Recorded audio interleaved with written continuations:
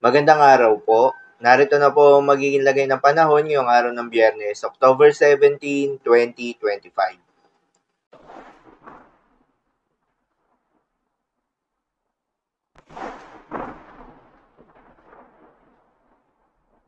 Sa kasalukuyan na tayo sa pag-asa, yung binabantayan na low pressure area sa loob ng Philippine Area of Responsibility ay nagdevelop na bilang isang bagyo at binigyan ito ng local name na Bagyong Ramil.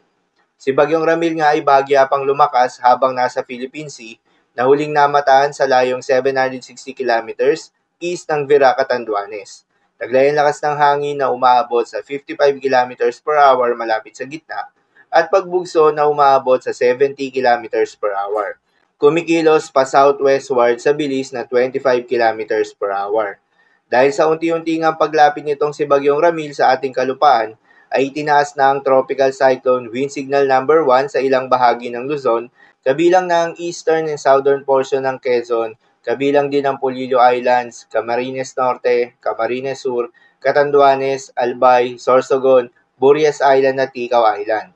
Habang sa Visayas naman ay may nakataas na rin na Tropical Cyclone Wind Signal number 1 sa may Northern Samar, northern portion ng Eastern Samar at northern portion ng Samar.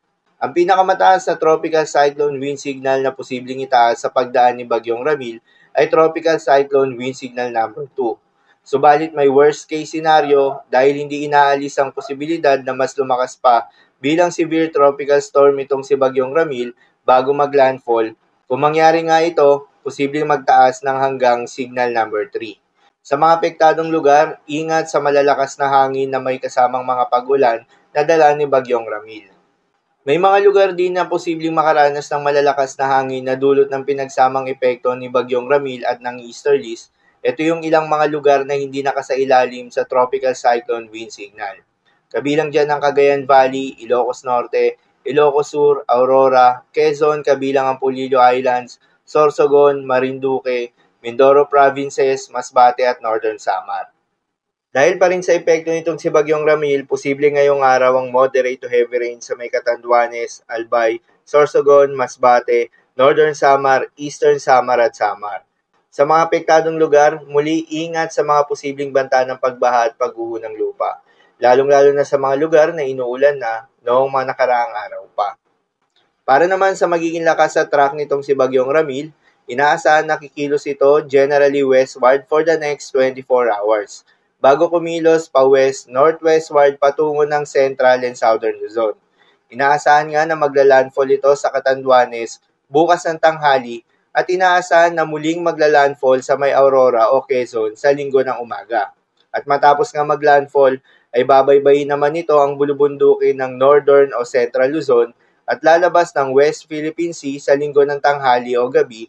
Inaasahan naman na lalabas ito ng Philippine Area of Responsibility sa Lunes ng umaga.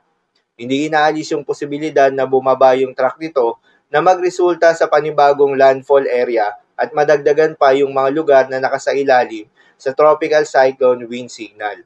Si Bagyong Ramil nga ay inaasahan na lalakas pa bilang isang tropical storm within the next 12 hours. At gaya ng nasabi natin kanina, hindi inaalis yung posibilidad na lumakas pa ito bilang isang severe tropical storm bago ito maglandfall. Paalala pa rin po palagi na posible pa rin ang mga pagbabago, kaya naman patuloy lamang na magantabay sa mga update nating ilalabas, lalo na ng pag-asa. Para naman sa magiging lagay ng mga dagat baybayin, ayon sa pag-asa ay wala pa naman tayong nakataas na gale warning sa anumang seaboards ng ating bansa. Subalit meron na tayong storm surge warning sa may Albay, Aurora, Cagayan, Camarines Norte, Camarines Sur, Catanduanes, Isabela, Northern Samar, Quezon at Sorsogon na posibleng makaranas ng daluyo na aabot sa 1 hanggang 2 metro. Kapag ganitong may storm surge warning, pinapaalalahanan ng ating mga kababayang mangingisda at yung may mga maliliit na sasakyang pandagat na wag na munang pumalaot. So, lamang po para sa lagay ng panahon ngayong araw ng Biyernes. Keep safe, everyone.